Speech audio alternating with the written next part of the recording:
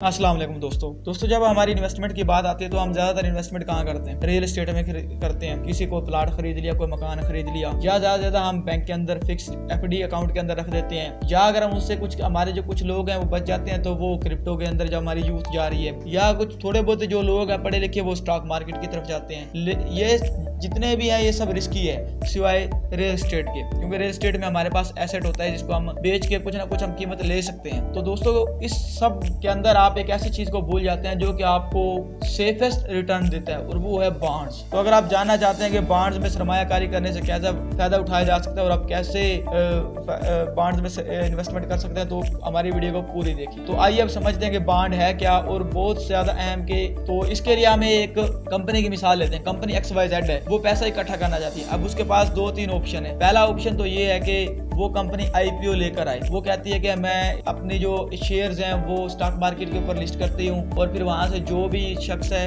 वो पैसे देकर उन शेयर को खरीद कर सकता है। फिर वो वहां पर हर शख्स अपनी हैसियत के मुताबिक जाके फंड्स वो खरीद सकता है शेयर्स। लेकिन यहाँ पर एक मसला ये है कि ये जो इन्वेस्टमेंट है ये इतनी सेव नहीं मानी जाती, क्योंकि हमने इन्वेस्टमेंट कर दिए अवाम ने, लेकिन उसके बाद जो हमारी जो कंपनी के डिसीजंस हैं वो हमारे हाथ में नहीं है। कंपनी अच्छी चल रही है, बुरी चल रही है, तो वो हमारे हाथ में नहीं है। जैसे अभी हेस्कोल के बारे में हुआ, जिन लोगों ने हेस्कोल के अंदर इन्वेस्टमेंट की हुई थी, कंपनी की मैनेजमेंट ने कुछ गलतियां की और वो जो उनकी इन्वेस्टमेंट है शेयर्स की प्राइस गिर गई, जिसकी वजह से लोगों की इन्वेस्टमेंट भी डूब गई। इसके अलावा एक और अहम मसला ये भी होता है IPO के जरिए पैसा इकट्ठा करने से कि जो फाउंडर होता है किसी भी कंपनी का, वो अपने शेयर्स बहुत ज्यादा बेच देता है, जिसकी वजह से उसकी कंपनी के अंदर जो वैल्यू है वो कम हो जाती है, और जो प्रमोटर है कंपनी के वो उसे हाईजैक कर लेते हैं। तो ये एक तरीका ये हो गया। दूसरा तरीका ये होता है कि वो बैंक के पास चली जाती है। अब बैंक क्या कहते हैं कि ठीक है हम आपको कर्ज देंगे, लेकिन हमारी शराइत बहुत ज्यादा होंगी। वो एक इंटरेस्ट रखते हैं कि ठीक है भाई ये इंटरेस्ट है, वो आपको इस इंटरेस्ट पे 10% पे 15% पे लेके चलते हैं। उसके साथ ही वो कंपनी के एसेट्स अपने पास रख लेते हैं कि अगर कंपनी कल को डिफॉल्ट कर भी जाती है तो जो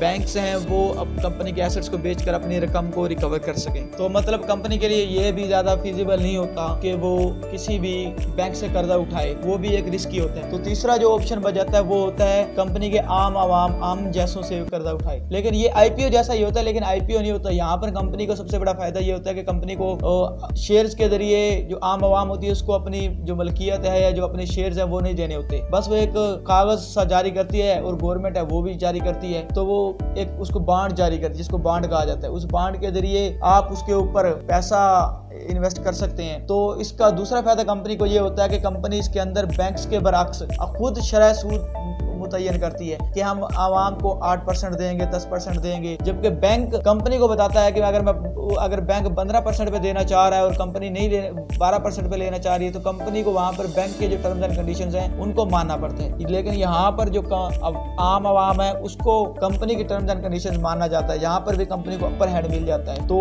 इसको हम कहते हैं बॉन्ड्स। और वो लोग जो पैसे देकर उनको खरीदते हैं, इन बॉन्ड्स को खरीदते हैं, उन लोगों को बॉन्ड होल्डर्स या डिबेंचर होल्डर्स कहा जाता है। इसका सबसे बड़ा फायदा है कि वो ये जानते हैं कि हमें इतना फीसद मुनाफा सूद की सूरत में मिलेगा, चाहे कंपनी मुनाफे में हो या नुकसान में हो। स्टॉक मार्केट में तो ऐसा होता है ना कि कंपनी अगर नुकसान में चलेगी तो आपको पैसा भी डूब गया। यहाँ पर ऐसा नहीं होता। नुकसान थोड़े बहुत होते हैं, लेकिन मुझे उम्मीद है कि आप समझ गए होंगे कि कोई कंपनी कैसे पैसा इकट्ठा करती है। आइए अब एक और अहम पॉइंट समझने की कोशिश करें और हमें बताएं कि हमें बॉन्ड्स में सरमायाकारी क्यों करनी चाहिए। तो इसकी पहली वजह यह है कि आप बॉन्ड्स के अंदर एक इक्वल रिटर्न वसूल कर सकते। स्टॉक मार्केट के अंदर ये है कि अगर दो भाई हैं उस्मान और ज़ीशान, अगर उस्मान किसी कंपनी में इन्वेस्ट करता है जो कि मुनाफा कमा कर देती है, तो उसकी जो इन्वेस्टमेंट है वो डबल हो जाएगी, और ज़ीशान जो दूसरी कंपनी में इन्वेस्ट करता है पर वो मुनाफा नहीं कमा कर देती तो उसकी इन्वेस्टमेंट डूब जाएगी। इसके बरक्स अगर वो दोनों भाई बॉन्ड्स के अंदर इन्वेस्ट करते हैं तो वो बॉन्ड जो दोनों भाइयों की इन्वेस्टमेंट डबल होगी। तो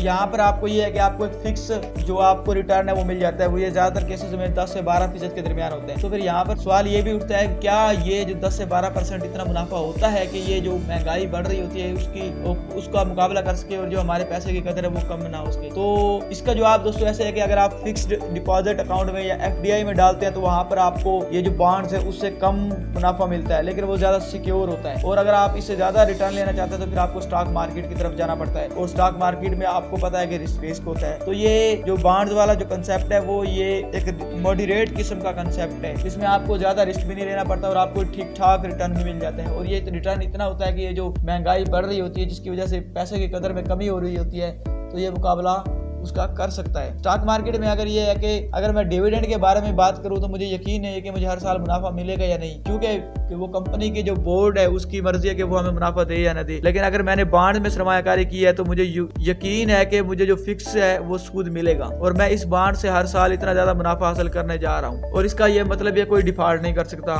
और अगर डिफॉल्ट हो भी जाए तो इसके अंदर ज्यादा चांसेस होते हैं कि आपका पैसा रिकवर हो जाए। और अगर आपने सबसे ज्यादा सेफेस्ट सरमाया करनी है बॉन्ड्स के अंदर, तो फिर आप जो है वो गवर्नमेंट बॉन्ड के अंदर सरमायाकारी कर सकते हैं, जो कि सबसे ज्यादा सेव होते हैं, जैसे कि पाकिस्तान स्कूक बॉन्ड्स वगैरह। यहाँ पर एक और सवाल उठता है कि फिर मैं कैसे चेक करूं कि कोई डिफॉल्ट का, जिस कंपनी को मैं कर्जा दे रहा पैसे दे रहा हूँ, वो डिफॉल्ट का इम्कान है या नहीं। इसके लिए हम मुख्तलिफ क्रेडिट रेटिंग एजेंसियों की रेटिंग चेक कर सकते हैं। यहाँ पर भी मैं आपको एक, तो दोस्तों बॉन्ड्स के कई फायदे हैं इन्वेस्टमेंट करने के।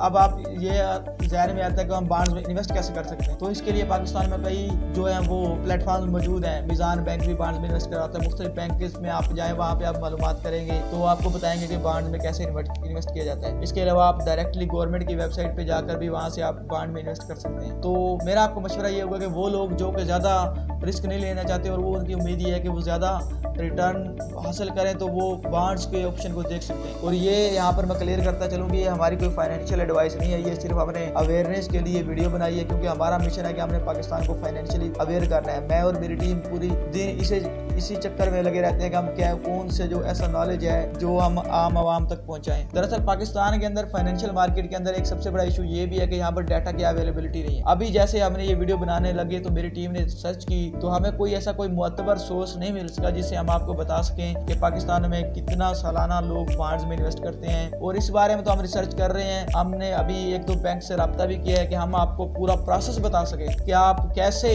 जो है वो बैंक के अंदर जाके आप बॉन्ड्स के अंदर इन्वेस्ट कर सकते हैं। अगर चाहे हमारी जो टीम है वो एक प्रोडक्ट के ऊपर काम कर रही है जिसके जरिए आप घर में बैठकर डायरेक्टली ऑनलाइन ही बॉन्ड्स के अंदर इन्वेस्ट कर सकते हैं। अगर आप इसके बारे में मजीद जानना चाहते हैं तो आप कमेंट में हमें बताइएगा, हम उसके बारे में मजीद वीडियो बनाने की कोशिश करेंगे। तो अगर आपको वीडियो अच्छी लगी तो आप चैनल को सब्सक्राइब कर सकते हैं ताकि आप ऐसी मजीद वीडियोस को मिस ना कर सकें। तो मिलते हैं आपसे अगली वीडियो में, तब तक हमें दीजिएगा इजाज़त। अल्लाह।